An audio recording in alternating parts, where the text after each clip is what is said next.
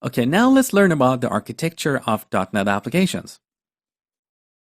At a very high level, when you build an application with C#, your application consists of building blocks called classes.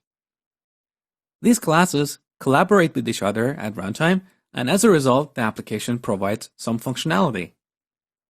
Now, what is a class? A class is a container that has some data, which is also called attributes, and functions, which is also called methods. Functions or methods have behavior. They execute code. They do things for us. Data represents the state of the application. Let me use an example. Think of a car. A car has some attributes, like its make, its model, its color. These are the attributes of a car. A car also has some functions. We can start it, or we can move it.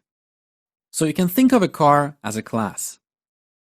In a real-world application, we have tens, hundreds, or even thousands of classes, each class responsible for a piece of functionality. An example of that is classes that are responsible for getting the data from the user, process the data, and display something to the user. Now, as the number of classes in an application grows, we need a way to organize these classes. That's where we use a namespace. So a namespace is a container for related classes. For example, in .NET Framework, we have namespaces, each containing tens of related classes. We have namespaces for working with data, like databases. We also have namespaces for working with graphics and images. We have namespaces for working with security.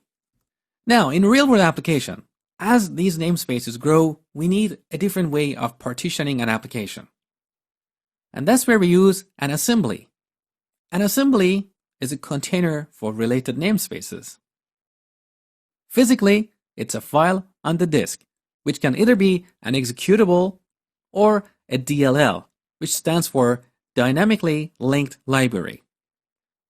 So when you compile an application, the compiler builds one or more assemblies depending on how you partition your code. In the next lecture, we're going to write a very simple C# application, and you're going to see all these concepts in action.